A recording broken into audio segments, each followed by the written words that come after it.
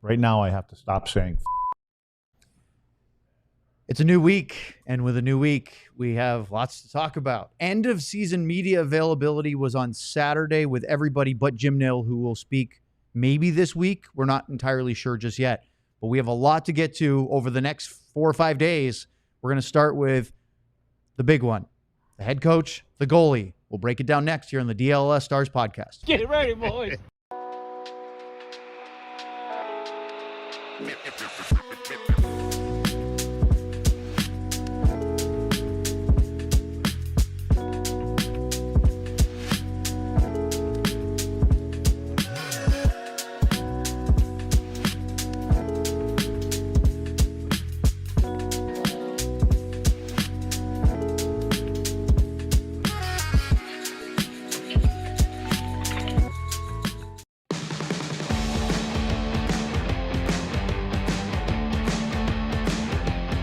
This is the DLLS Stars Podcast. Our Stanley Cup playoff coverage is brought to you by Bud Light. Bud Light, easy to drink, easy to enjoy. Enjoy responsibly. And by Happiest Hour, your home base and the best place to catch the Stanley Cup Final. Just steps away from the AAC, the ultimate spot with 50-plus beers and 40-plus TVs for all the big moments every single game day. Happiest Hour, your favorite spot for the Stanley Cup playoffs. And happy Monday. Welcome to June here on the DLLS Stars Podcast alongside the 4-time title winner, 2 Stanley Cup, 2 national championship. You had to look at me for a second going, what the hell is 4? Craig Ludwig, and our very own intrepid Gilligan himself. 2011 New Jersey state champion. In Tennis? what? Tennis? Racquetball? Pickleball? Hockey. Hockey? Sam Were you Nestler. goalie? I'm Owen Newkirk. Our producer, John Andersen, is at the helm today, as we usually do. And we have a big show for you indeed. Guys, we had the first weekend without Stars stuff, except for we had to go, Sam, to Frisco on Saturday morning. We're going to get into all of that. But it was the first time, I don't know if you felt this way, after the every other day grind of the playoffs and games and day, maybe you get one weekend day off and there's a game the next day and then there's a practice day and a game. Kind of felt weird to have a Saturday night and a Sunday night without something for us to have to work on. I'm not saying complaining, but it was very different. Luds missed us. Could have head to Betty Ford after this. Yeah, it was. Yeah, like you said, no games on, and you're kind of going in there. It's the first time in I don't know how long I actually watched games from the Memorial Cup, and that's only because they were on Victory The only Plus. hockey left, right? That was all that I know of. So, but anyway, yeah, it was. And again, for us to have a couple days off, I'm looking at my thing. We got a show tomorrow. What time? Because I never know what's going on. It's 1 o'clock, 2 o'clock. Is it here, there? So, but at the end of the day, it was refreshing. So until the NHL draft, which is at the end of the month, we have a show on the same time slot every Monday through Friday. Now, that may mess with Friday skates for Luds or me, or I don't know if Sam's still on the shelf or not that way. But we know when we're going to be here, and we hope you join us live for all of that as well. Look there, Russell and Matthew and everybody else. How'd you feel, Sam, having 2 days without having to figure out what airport you were stranded in? Yeah, that was the best part. Was I was expecting to be chaotically figuring out how to get to some other city. I would have liked to go back to Edmonton because that would have meant the Stars had a chance to push that series. But it was nice to relax a little bit. And the one downside is that their Stanley Cup final doesn't start for like 6 weeks after the Western Conference final ends, so I got nothing to do. It'd have been nicer heading Florida, right? Beautiful. Oh, Yeah. little Beautiful. sunrise, Especially- little Fort I would have Lauderdale. been shorts the whole time. You No could have been there. shoes. We could have been there. Yeah. Maybe. I don't know if they would have sent us, but they would have sent Sam. What? I would imagine that What? all Would 3 you? of us with a desk on the beach, Not a chance that would have happened. Come on, Baywatch playing. If anybody not can get Baywatch, it that's through, not you're it. the one that can convince Top them. Gun. we're trying to get some food upstairs. We're trying to get the air conditioning to work out. No kidding. Yeah, no kidding. All right, let's get into the big point of today's conversation, and it involves what we did on Friday, which is the goalie and the head coach. The relationship between Pete DeBoer and Jake Oettinger took a major hit during Game 5 as Oettinger was pulled in the first period with a 2-0 deficit against the Oilers. He used his timeout. He then lifted Oettinger, who apparently wasn't communicated to that he was coming out until he started to go back to his crease. That led to some very uncomfortable looking exchanges as DeBoer angrily told him to get off the ice. Casey DeSmith came in. Within a minute, the puck went in the net again. It was 3-0. And the Stars, although they rallied and pushed hard, never could come back. So in case that was all too raw for you, I'm sorry for reopening the wounds. But on Saturday, the Stars held their season-ending media availability. So we went up to Frisco, Sam and I did, and we were part of the media contingency that listened to Pete DeBoer, Jake Oettinger, Jamie Benn, Tyler Seguin, and Matt Duchene. Now, we're going to get to some of the Benn, Seguin, and Duchene later in the week. But for today, we're going to focus on Oettinger and DeBoer. And there's a lot here, and this is mostly about the goalie and the head coach, because there's some other stuff that Pete had to say that, Luds, I think your ideas will be fascinating when he talks about generating different types of offense versus being a rush team. And we're going to get into that later this week as well. But let's start with just dealing with the head coach facing what went into pulling Jake Oettinger. Yeah, listen, you know what? No one's a bigger fan of Jake Oettinger than me as a person or a goalie. Does that mean that, he can't be coached or he doesn't have growth left in him? Absolutely. He's a young goalie. He's a young goaltender. And, I think, from a coaching perspective, we're 1-7 against that team at this time of year in the conference finals. So, everything's on the table. Lineup decisions, goaltending decisions, system decisions, everything's on the table when you're looking for some type of way to flip that momentum, because it's not a small sample size. 1-7 is not a small sample size. So, but that's not just on Jake. That's on our entire group. I mean, we scratched veteran guys in order to try and change that. We moved guys up and down the lineup. We switched lines. We switched power play units. I mean, you're looking for solutions in order to try and flip that momentum. And the goaltending is one piece of that. I think Jake is the best young goaltender in the league. But that doesn't mean there's not still a learning curve and growth, and that's all part of the journey. So after really catching everyone's attention in the Game 5 post-game comments, he kind of doubled down there. Now, a little bit of both, because I don't know how you feel on this, but it to me sort of felt like there was a combination. I'm trying to throw some cold water on these flames, and at the same time, not really backing down from the point. Do you agree with that? Well, for me, it's a tough job being a head coach, regardless of what you've got to do. I don't have any problem with what he said in any of that, to be totally honest with you. Yeah, your back is up against the wall, and you got to find something to do. Maybe it's how it went about it, but it was, and I didn't hear it in there. Maybe it was a different time when he mentioned something about his record.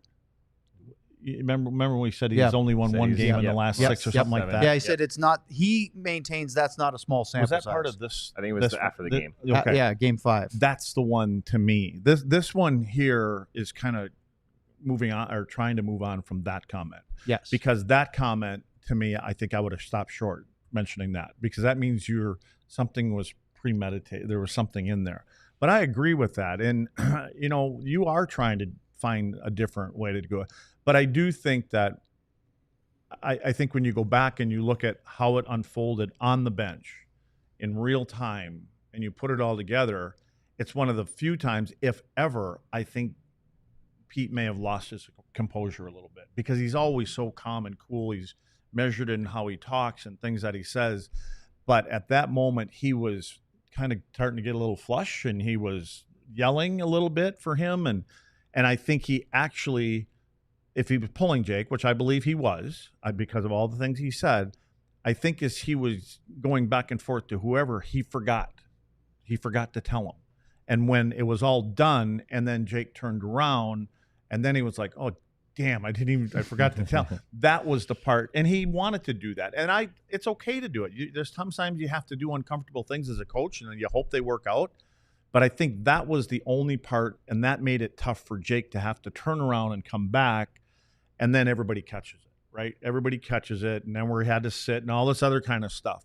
So, but again, he's the head coach. He has to make hard decisions, And for those reasons about the record versus Edmonton, in his mind going into it, which I do believe he did talk to the goaltending coach about that stuff prior. Not at that moment maybe, but man, we're having a hard time. He's having a hard time. And did Jake play the 2 goals that were let in? I don't know. We've seen Jake through the first 2 rounds. He was pretty damn good. Mhm. I think at least one of those he would have stopped. I look at the one that Perry scored in the power play. Again, problems, how he got there all alone, everything else. It wasn't like a pow up top, right? It was a redirection. The Janmark goal a little bit for me. I mean, man, he scored, 2 goals all the season long or something like that. I know he scored a big overtime goal in the playoffs and stuff. Exactly. And a 5-hole on Jake. That one there, yeah, I could see where that was, unfortunately, it was the second goal. It wasn't the first one. So anyway, so I don't, again, hockey players have long memories, right? These kind of things, I think it's easy to get past. You just got a little time. Now, the other thing is you guys talked about it what day was that? This was Saturday. Well, we got that. Hold on. We're going to get to that. You're talking about the conversations or lack thereof? No, okay, go ahead. Oh, no, with Jake? Yes. Yes, go ahead. Okay, we'll get to that. Okay. I don't want to, I almost screwed That's up the okay. lead. This is how, so the next question we talked about with our show, and then of course here in the press conference was, did Pete DeBoer consider putting Jake back in to start the second period, or even after DeSmith gave up a goal? Here's what he had to say about that. Yeah, we considered, like I told you, everything's on the table at that point. Right? You're 1-7, you're down 3-1. You're just trying to get to Game 6, and I'll give you a little background. That I never really. We had talked going into Game 4 in Edmonton. Jake had played more than any goalie in the league, and I think still has. And really, every other team had used 2 goalies other than Florida, who had played less games. So, I mean, there was a conversation. Is he wearing down? He had an upper respiratory thing he was dealing with. There was conversation within our coaching group about, should we give this guy a rest, for a night? Everyone else is using 2. Obviously, Edmonton had used 2. Is their guy fresher? I mean, that's all real conversation that goes on. So, I mean, that was on the table as a conversation as early as Game 4. We didn't make that decision to do that, but we were talking about that. And when you're in that moment, you're making that decision. What's going through my mind is, we need to stop the bleeding here. Our team looked tentative. We're down 2-0. You're in the back of your mind, is he a little bit fatigued? He's been through a lot. He's carried us through 2 rounds. Is he going to be a better goalie in Game 6 and 7 for us fresh? And can Casey come in and flip the switch for us here and give us a shot of energy, which he's done all year for us. So, I mean, that's the thought process, right or wrong, and I know, listen, but I don't make those decisions lightly, and I don't make them, not to hurt feelings, and I don't, and there's nothing personal in it. And no one's a bigger fan of Jake Oettinger or Casey DeSmith than I am. There's one motive, and that's, how do we survive this and get it to a Game 6?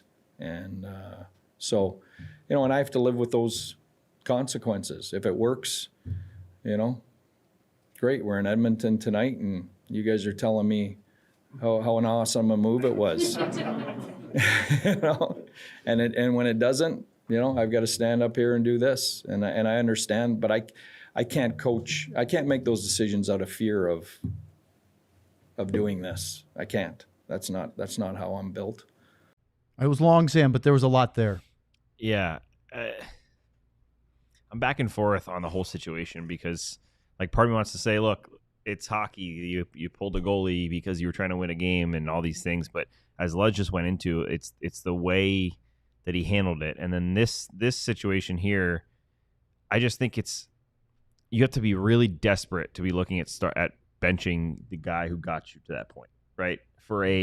No offense to Casey, he was incredible, but he's a backup goalie. He hadn't played other than the Game 4 when he came in and they were throttled by Colorado, and in Colorado he hasn't played. So you're thinking, I mean, you must be to a point where you're very desperate that you don't think your team's creating enough or whatever, and that must be the goal, because I can't imagine a coach saying, I think Casey DeSmith gives us a better chance to win tonight than Jake Oettinger, even if you're thinking Jake Oettinger is at 80%. Is that kind of what you feel from it? Yeah, I do. But the other side of that, and I don't know if even Pete mentioned this, and probably did at some point. Again, I probably checked out again. But of the 18 games that Dallas played here in the playoffs, they led 3 games. They gave up the first goal 15 times. And so is that on the players? Yeah, sure. Is it on the goaltender in particular? Yeah, I mean, he's got his part to play in that thing. They'd scored like 3 goals. Yeah. So well, that's the other thing. Yeah. I mean, again, 5-on-5, they're brutal. Yeah. Not brutal, but they just didn't generate enough. But with this whole thing, I kind of sympathize with Pete and the whole thing because he does have to make tough decisions. And I think it's like a lot of people in those kind of roles, whatever career they're in, is they've got a great staff around them, and the people that they're surrounded by, and I'm including Jim Nill and Jeff Reese and all of his assistant coaches, they have input. And at the end of the day, he takes the input and then he ultimately decides what he's supposed to do. That's why he's the head guy in that position. And he pulled the trigger on it. I mean, did you think that Casey was going to come in and give a goal up right away? Because I do think he was going to put him back. I mean, I said that earlier. I just think this was as much about the team as it was about Jake, because the team wasn't good in a huge game. Your best players weren't your best players, and Jake's one of them. So, we're pointing at this because of the way it unfolded. Well, let's see if there's a path forward from Pete DeBoer and Jake Oettinger here from both as we continue here on the DLLS Stars Podcast. Mando is a men's deodorant brand that's hyper-focused on keeping every aspect of a man's body smelling fresh and clean. Mando overtly calls out more colorful parts of men's bodies such as pits, belly buttons, butt cracks, and the grundle. Their sweet scents, I'm always good until you giggle. And then that was me. That was him. Oh, that was you this time. That was me. All right, and I should throw in the nacho and the paint and paint and everything else. Their sweet scents are geared towards men with options like bourbon leather, Cloverwoods, and Mount Fuji. Created by a doctor who saw firsthand how normal BO was being misdiagnosed and mistreated. Clinically proven to block odor all day and control odor for up to 72 hours. Mando's starter pack is perfect for new customers. It comes with a solid stick deodorant, a cream tube deodorant, 2 free products of your choice, like mini body wash and deodorant wipes, also free shipping. As a special offer for listeners, new customers get $5 off a beanbag starter pack, which our exclusive code, I don't know if I put that in there, that's actually what it's called. That equates to over 40% of your starter pack, off of your starter pack. Use code DLLS at shopmando.com. Thank you, Luds. Let's talk about Bud Light. What's up, Stars fans? Well, yeah, you're not enjoying the game right now because the games are done for a while. We'll have to wait until preseason games in September, maybe even in early October. Ugh. Well, guess what? You can still watch hockey, Stanley Cup Final starting on Wednesday. What do you wear? Well, maybe the lucky jersey didn't work, so maybe you wear a DLLS shirt. Then bring some friends over, grab some pizza, and, of course, grab some Bud Light to stock your fridge. See, it's that easy. Just like Bud Light, which is always brewed with 4 simple ingredients for a clean, crisp taste. Bud Light, easy to drink, easy to enjoy. Enjoy responsibly, 21 and over. Anheuser-Busch, Bud Light Beer, St. Louis, Missouri. All right, we continue with our conversation about Oettinger and DeBoer because the next part of this is from DeBoer, and we have stuff from Jake Oettinger too. Can their relationship move forward? Is it tarnished at all? And that was asked to Pete on Saturday morning. No, I mean, like I told you, I think we wouldn't have been in that spot without Jake. Just like we wouldn't have been in that spot without a lot of other guys in that room. That doesn't mean that they can't be coached or moved around as a piece in our group in order to try and keep moving the group forward. And we did that with a lot of our players. When I moved Jamie Benn to the 4th line, does that ruin our relationship? When I healthy scratched Dodonov, who I've had since he was 20 years old, does that ruin our relationship? No, those aren't easy conversations. They, as a player, you don't like that. I'm sure there's always some hard feelings, But those are, those are the decisions we make. And, we try and keep it as professional as we can. And it's all with one goal, and that's to try and keep the group moving forward. I like what Pete had to say there. I understand he's showing and he's laid out some of the hard decisions he had to make as a coach that are not about feelings. It's about what's best for the team. Jamie Benn going down to the fourth line, scratching Dodonov. Those aren't easy. However, one important thing about being a head coach, especially nowadays, is communication. And Sam asked Pete one question, and this is the part that, to me, it could be a little better. What was the conversation like with Jake, either after the game or today, whenever it happened? Yeah, I haven't had a conversation with him yet. We haven't had a chance. Okay. We haven't had a chance. It's Saturday morning. The game happened Friday night. I can understand Thursday night. Sorry, Thursday night. Thank you. I can understand maybe not having that conversation in the heat of the moment Thursday. But then you have all day Friday, and now we're at Saturday morning. Is that a mistake to have not addressed it with your starting goalie who has an 8-year extension kicking in this year by that point, or is it okay? The only mistake in that, I think, is when you said I haven't had a chance. Yeah, you've had a chance. Yeah. Is it a mistake to talk? Here's the thing. I believe that Pete will have more conversations with Jeff Reese, the goalie coach, than he will with Jake. Yep. This is more about the conversations, and it may be where Pete has talked with Jeff, and he's not going to tell us this stuff. He may have talked with Jeff and said, listen, how should we handle this? Jeff may say, you know what, let me talk to him for a couple of days. Maybe there's nothing wrong. Yeah. Let's just let everybody chill out, calm down. So those are things that we don't know. But the relationship with goaltenders, most of the time, coaches, that conversation that he was talking about, the numbers and all this kind of stuff, and pulling them if this happened, that happened with Jeff before he came up with the whole. That's what I think. Yeah, he has issues, right? But that guy is so important. Every goaltending coach is so important to those guys. They're Fraser Crane. They're the lawyer. They're everything. You know what I mean? And so I believe that, and that's I don't think those are things that Pete's going to come out and tell everybody because he doesn't want to use it for an excuse. But I do truly believe that there's part of that in there that's waiting. I'm waiting for Sam and I to have a talk. He will tell me here's the best way to handle him. He's pissed off. No, he's not. It's one thing that you said. Yeah. Tell him what it is, what bothers Jake the most about it, if anything, and then address it that way. Mm-hmm. But to say that these guys can't get along from here on out, Jake's the guy. And first off, head coaches right now, let's see, I think the average coaching span now is 2.3 years. It's crazy, right? So if you're going to fire Pete, he expects it. I mean, and he'll go somewhere else. 3/4 of the coaches in the league that have been there 2 years expect to get fired. What is he, like the fifth longest tenure right now? Yeah, and he's only been here, 5 years or 6 years? No, not even three. Okay, and he's the fifth most tenured, right? Yeah. Okay. Well, that just tells you this comes with the territory. So, and again, it's the most important time to the moment in that particular game of the series, trying to find a way to stay alive. What do I do? Yeah. I don't disagree with anything you said. I think the main thing for me, if I'm Pete DeBoer, is I understand two things. One, that I have a reputation for not getting along with goalies and a public reputation for it. And two, I have a reputation of wearing thin on teams, which is why Pete, like other coaches, last around 2 to 3 years. If I'm in that situation, plus knowing that Jake Oettinger is not only our guy, but signed an 8-year extension, is going to be the face of this franchise, all these things, and I know, looking back, that I didn't handle it right. There's no way Pete looks back and thinks, I handled that perfectly in the heat of the moment. If knowing all that, I go out of the way just to go to Jake and say, hey, sorry I didn't handle that better.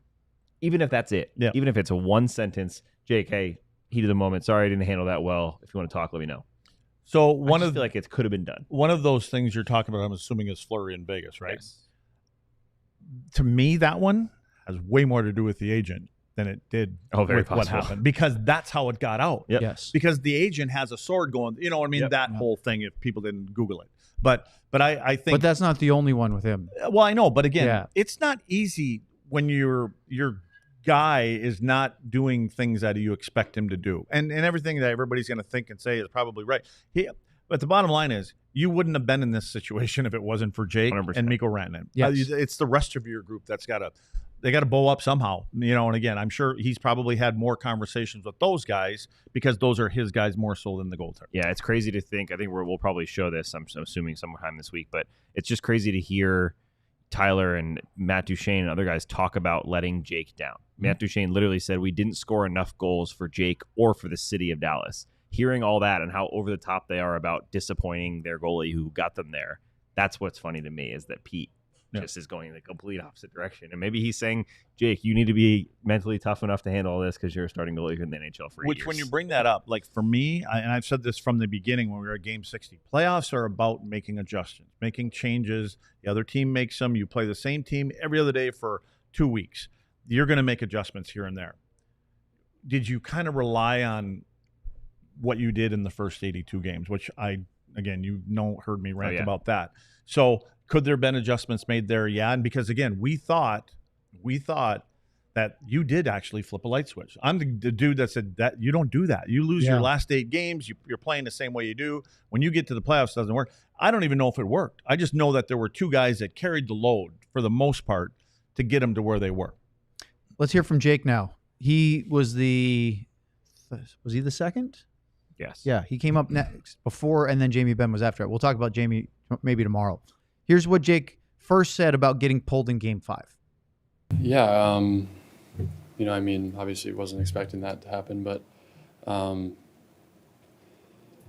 it was surprising. But the reality is, if I make 1 or 2 of those saves, then I'm still playing in the game. So the only way I'm looking at it is, how can I get better from that? How can I make those saves that I've made all playoffs? How do I make them in that game at the start of the game? Give the guys a chance to get their feet under them. And as a goalie, that's your job. So I got to do better than that. And we're going to hear a quote from Jake in a little bit about his relationship with Pete moving forward. But I thought more than anything that Pete could say, Jake coming out and saying, I can make another save, I can do that, I can still be in the net. He's taking personal accountability. I thought he threw a lot of cold water on things compared to anything that Pete could have said.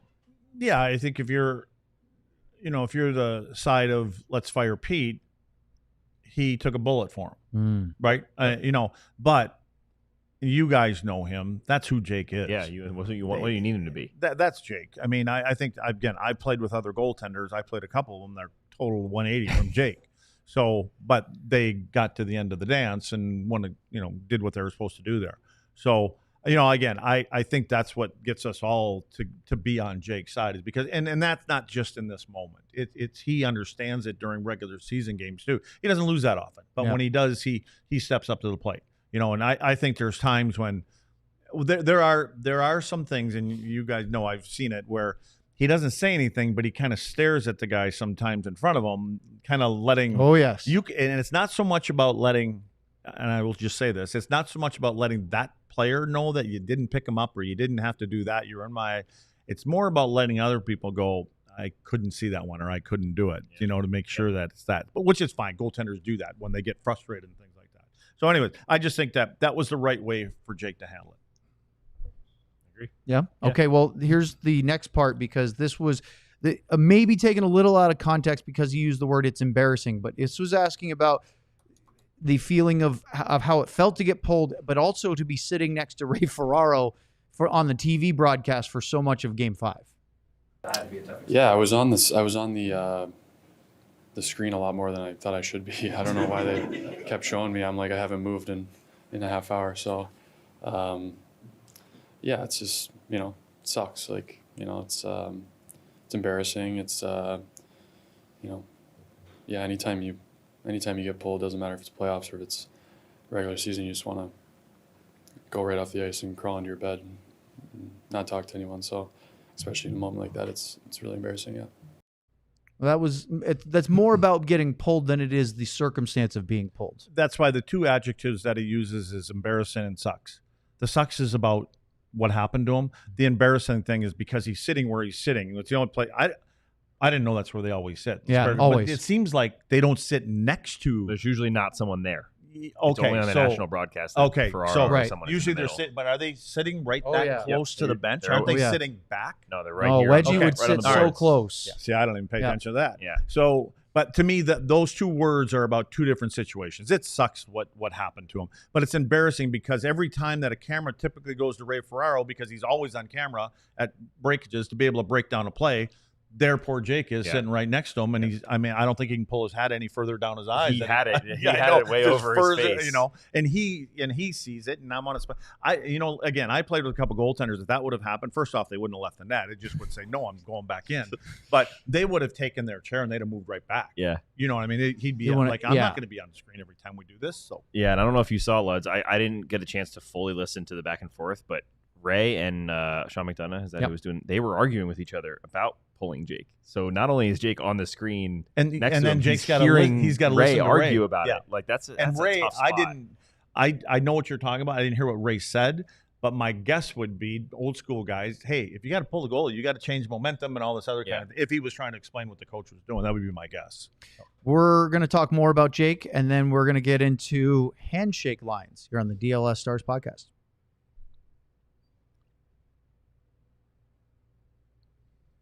Rugged Is this me Road. again? It's you again. I could use one of these right now. Rugged Road is dedicated to creating innovative and durable outdoor gear for adventurers who demand the best. Their products are designed with the highest quality materials and craftsmanship, ensuring they perform in the toughest conditions. Whether you're on land or water, Rugged Road gear is built to accompany you on every adventure. Crafted to handle the toughest environments, our coolers are built to last, ensuring they can keep up with any adventure. Perfect for a variety of outdoor activities, from fishing and tubing to camping and tailgating, the coolers are designed to meet the needs of every outdoor or sports enthusiast. So, gear up for your next adventure with Rugged Road coolers. Reliable, durable, and built to be used. Rugged Road is your ultimate outdoor companion. Head to ruggedroadoutdoors.com and use code DLLS for 10% off. Thanks, Luds. Let's talk about Saturday Neon. Started by two college friends, Saturday Neon makes officially licensed collegiate logo LED neon signs, perfect for your home, office, dorm room, fan cave, or bar. Say that 5 times fast. Yeah, it's a lot of words in there. Of a tongue twister. Man cave, fan cave, whatever you want to call it. Check out their new essentials collection featuring almost 50 of the biggest schools across the country and counting for only $75. For local stuff, they have Texas A&M, Texas Tech, Oklahoma, and Oklahoma State. Unlike traditional neon, these LED signs won't break or shatter, but they'll give you the classic uniform glow that you know and love. I'm just picturing the one in Big Daddy that he has over the kid's bed. That's for some reason. LEDs last up to 100,000 hours, so you'll be enjoying your signs for years to come. Odds that Luds has seen that Adam Sandler movie. Probably. Big Daddy? Super easy No to chance. install using the provided hardware or with I thought you meant the 3mm golfing one. command strips. Happy Gilmore. That New one. one coming out this summer. They're low voltage. They don't get too hot, so they're always safe to the touch. Easy for kids to handle, college kids, having a couple of beers, whatever it is. The perfect gift for this upcoming season. Head over to SaturdayNeon.com and use the code DLS for 10% off your favorite sign. And well done, Sam. I don't know why I'm the one doing those. You should hit that time perfectly. All right. Sam had a couple of questions for Jake during this media availability that were actually very telling because it goes to what Pete offered about an upper respiratory issue and being sick during the Western Conference Final. So here's Sam with two questions, and we're going to talk about it. Pete said you were dealing with a little bit of an illness. How much did that affect you kind of throughout the playoff? I don't think very much. Yeah, just for the first couple games of the conference final. But I mean, I'd rather be sick than what some of these guys are going through. So just no excuse there. And then how was your balance? I know you love to play. How was your balance this year and in the playoffs, going optional skates and taking some days off when you felt like you needed to? Yeah, it was. This is as healthy as I've ever felt. I feel great. I feel like I could play 40 more games. So I think the Reeser and our strength staff, I think they did a great job of telling me when to take my foot off the gas and when we have time to work and can put some good work in. So I think as I get older now, that's kind of what it's all about. Just you gotta work your ass off still, but it's got to be doing the right things in a smart way too.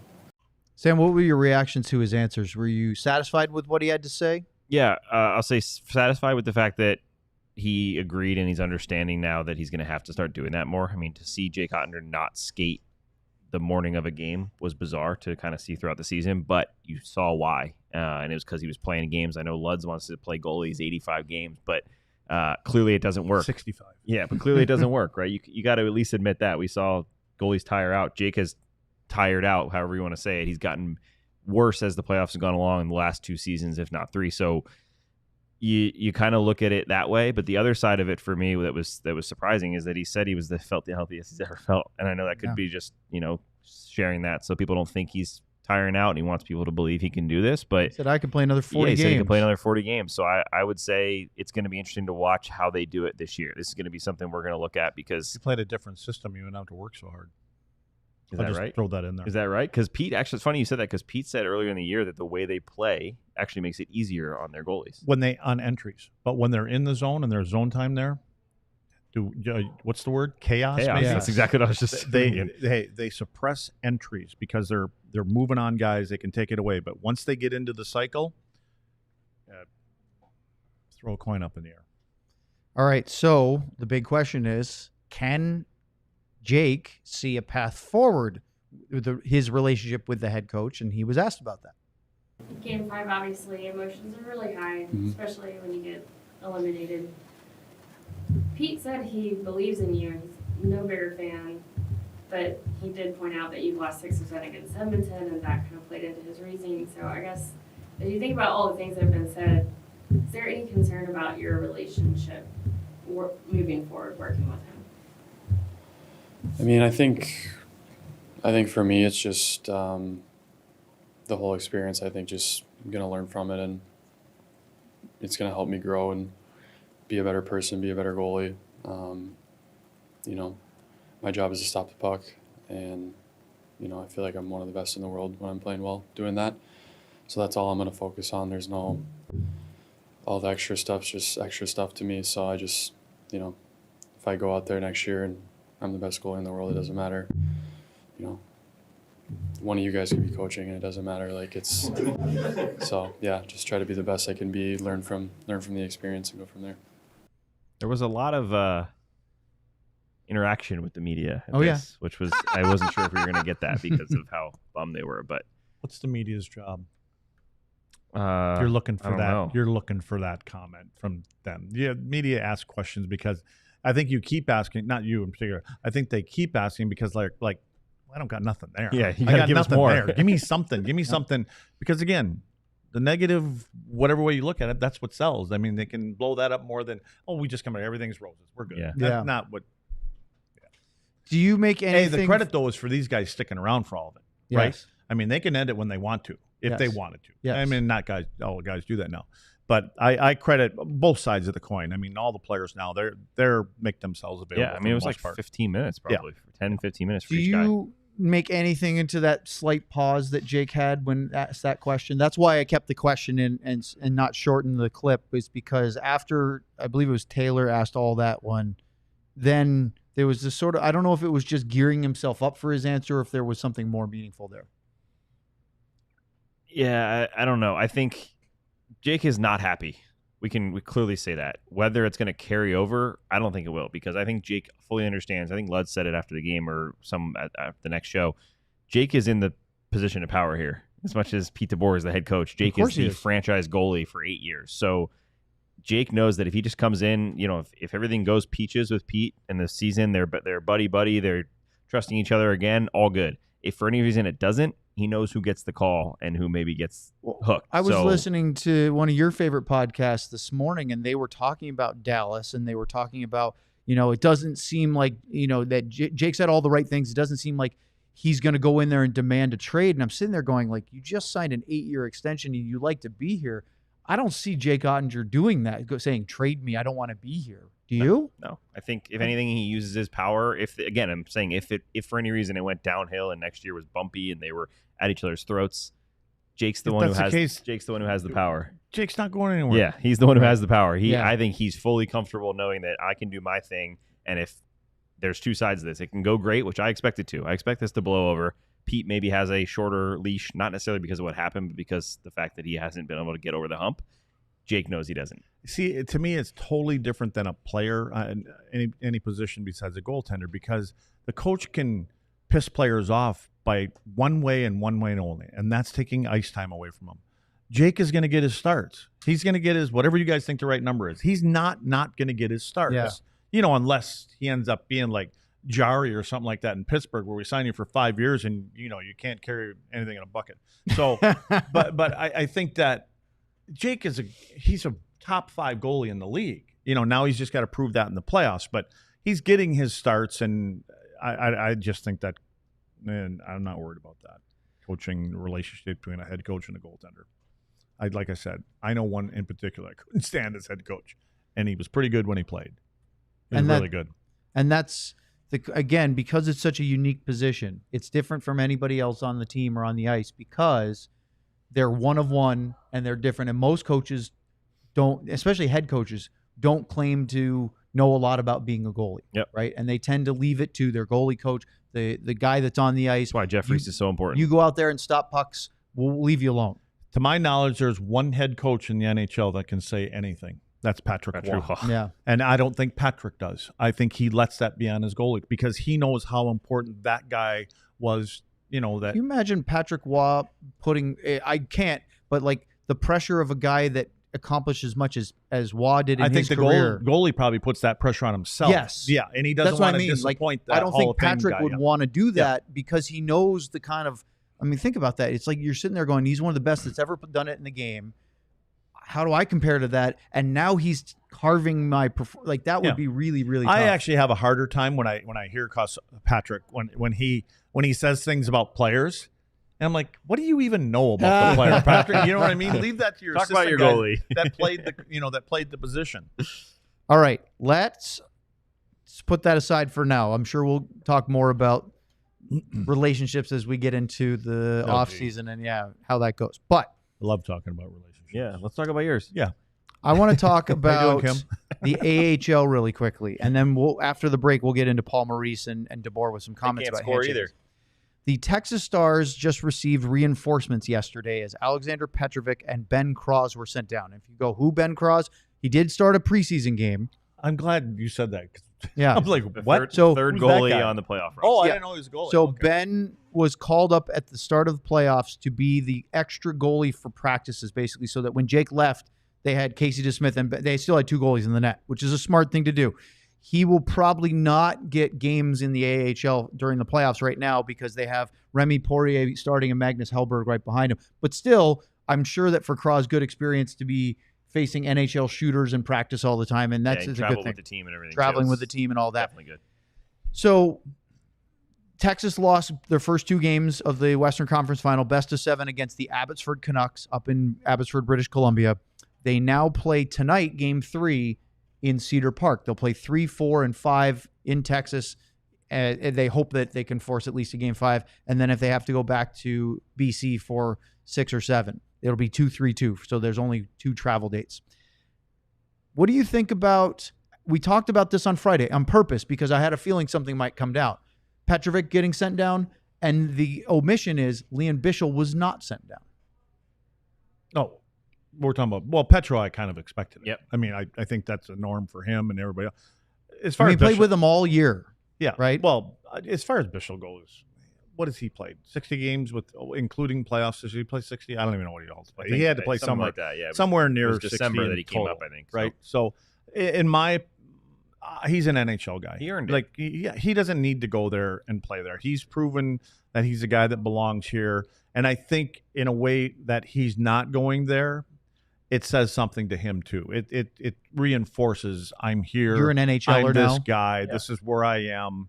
Because sometimes if you go back and you have some different thoughts and indecisions about play a certain different things. style too, right? Yeah, So- he's an NHLer. He stays here. So Bischel played 38 NHL games in the regular season. He played 28 games for Texas. So that's 66 no games. NHL games I was talking about. But then, combined, what, 18 66. playoff Then he games? played 18 playoff games. Yeah. so that's a lot of he's hockey. close to 60. 50-50. Yeah, I don't care about the other ones. Yeah. The important games are you play.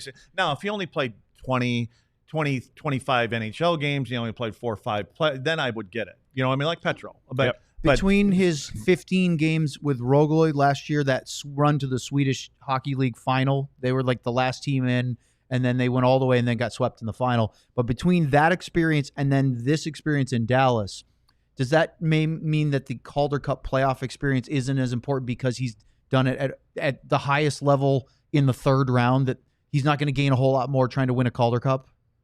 Well, again, I for me, it's a statement to him. Yep. And I want you to believe you're an NHLer. Now I want you to spend the summer preparing like you're an NHL guy, not American League guy. And I'm not saying there's a total difference in that, but when you're an NHL guy, for some reason, I've made it. Now I got to find a way to stay here, make sure I stay here. Because, again, nothing's guaranteed, but you start doing things earlier, you do things more often, you do things harder.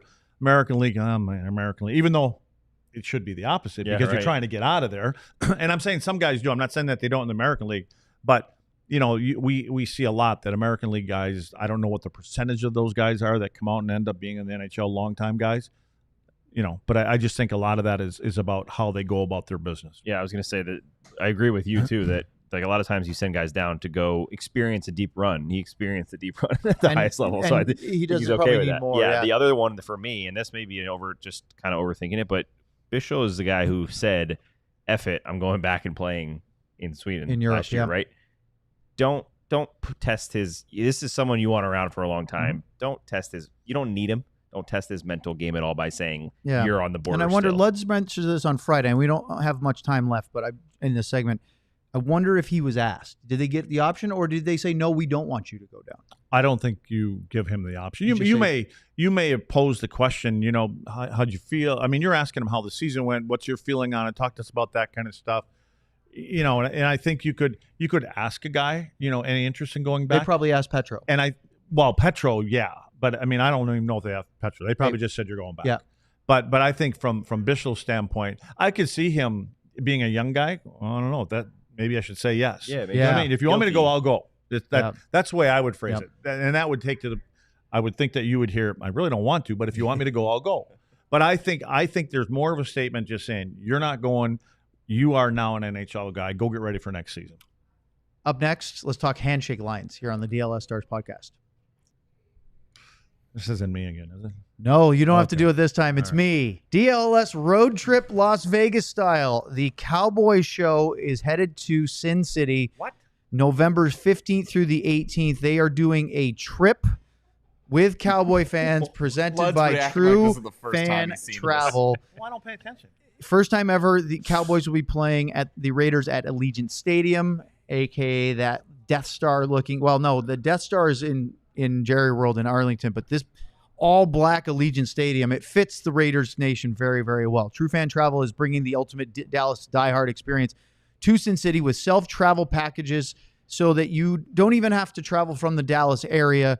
Join hundreds of passionate DLS fans for a legendary long weekend packed with Cowboys pride, unbeatable nightlife, that's Luds' favorite, and a stadium takeover at Allegiant Stadium. You want legendary, take me with you. You could argue for it. It's a Monday Night Football face-off against the Raiders. How about that?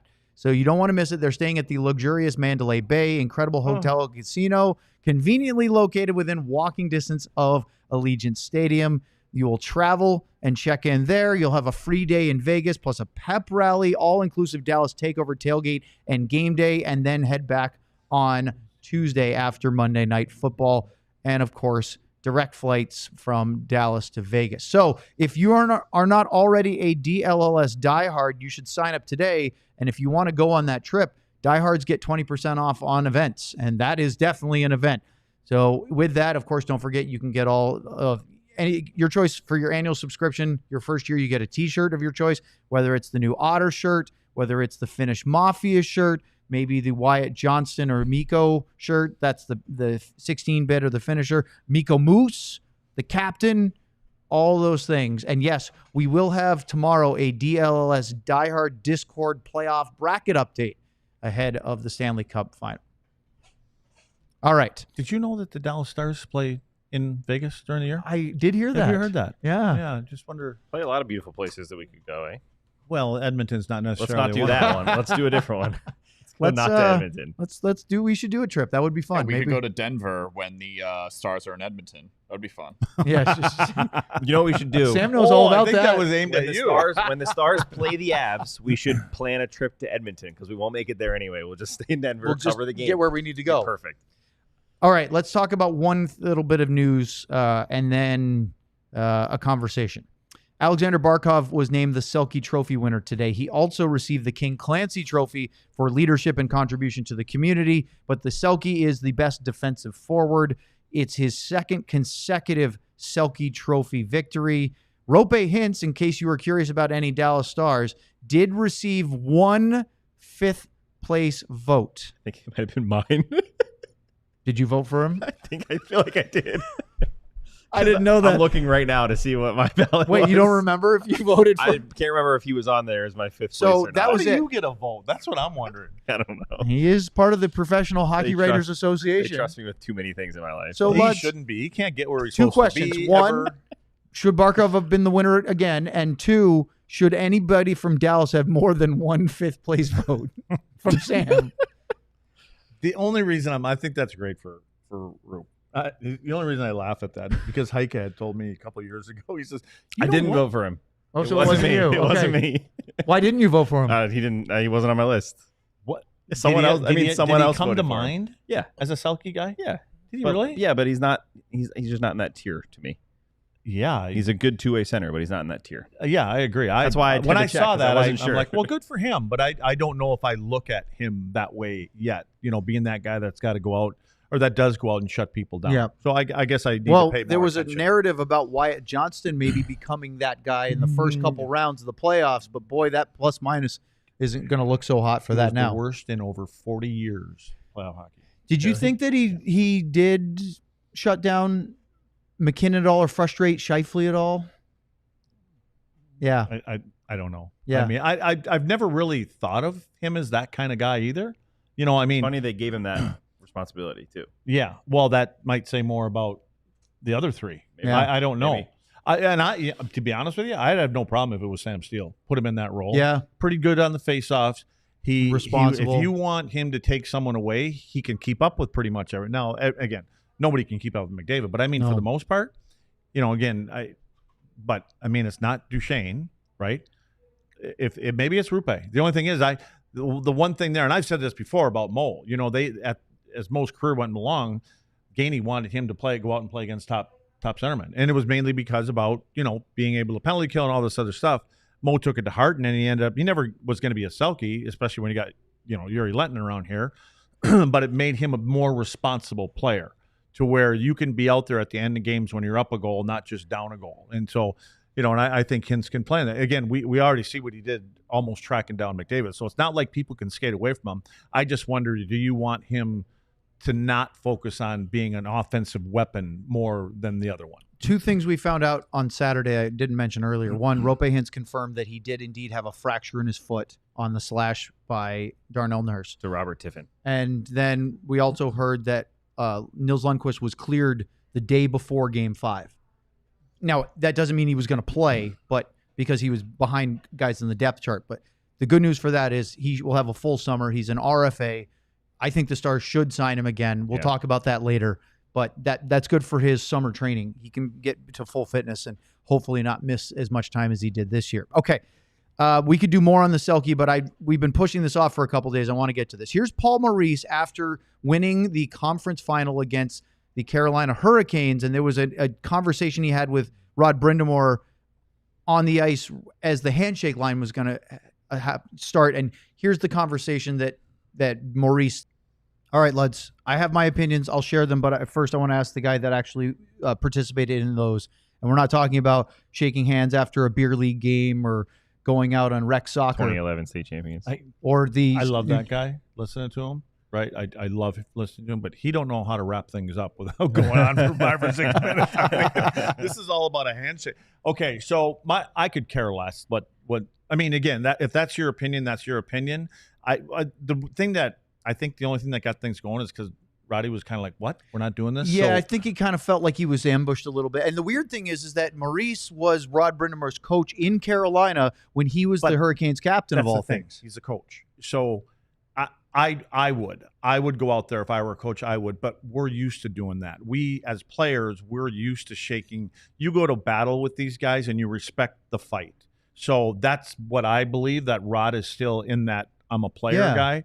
You go out, and even though you didn't have to run in or run over any of those guys or fight any of those guys, you respect what they went through. I respect you for beating us. I mean, this is what happens. You guys you're a good player, you're a good team, and I think as a former player, that's what we do. So, Paul didn't, I don't even know if he ever played in the NHL, but again, he hasn't.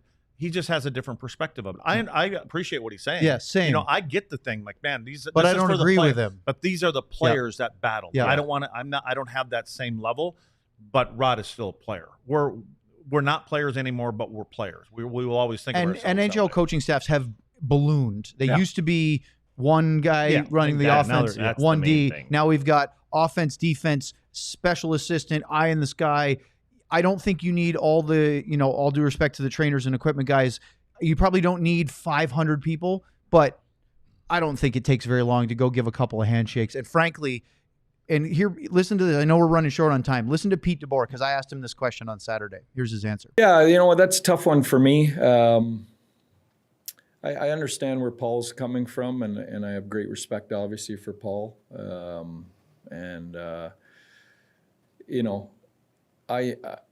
I do enjoy the fact that, I get a chance to acknowledge some of the great players that you have so much respect for on the other side, and a lot of players that have played for me at some point, because it's the only chance to really connect. But I also get that, maybe there's other times for that. The whole mic thing, I think, plays a part. I mean, I'll be honest with you. Some of that is, I'm not comfortable really comfortable that all that's out there. I mean, a lot of those are personal messages amongst us that I'm not sure should be out there, as much as everyone loves the 24/7 behind the scenes stuff. I'm not sure. So maybe it's better we don't put ourselves in that situation where all that personal messaging is going to be out there. I understand where he's coming from, because I asked him, when I asked the question, part of it was, I don't like the idea of not seeing that, because when we get those mic'd up where a coach is talking to another coach or the other players, in DeBoer's case, the one we saw was where he had some former players from previous teams. Yep. The Scheifele stuff. It's so, the Scheifele stuff, like, that's such human connectivity that sells our game as much as, and I understand why he wants to keep some of that private, but the behind the scenes stuff like that, Luds, makes people connect more with the players and coaches and makes them bigger fans of hockey. Yeah, I guess if it ever comes to it, I just hope that they either say we're all doing it or none of us are doing it, and then just leave it that way. Yeah, don't make it a deal. All right, we have a quick super chat before we sign off. Ardell with a Lundqvist and a Petrovic. DeBoer coaches out his final year without a new contract. Prove it right. A prove it contract. Lame duck isn't the best term for this situation. Is cup final or bust? I'm not sure it is, but they're going to have pretty high expectations. Any 10-second thoughts? For him, I think it might be. He has to get over the hump, or they feel like they could probably move on. All right. We'll be back here tomorrow. So you're saying he's not going to be back next year? No, I'm saying after this. Oh, I see. Thanks for watching. Tuesday show tomorrow. We'll talk more about all this after end of season media availability here on the DLLS Stars Podcast. We all silly like the mayor.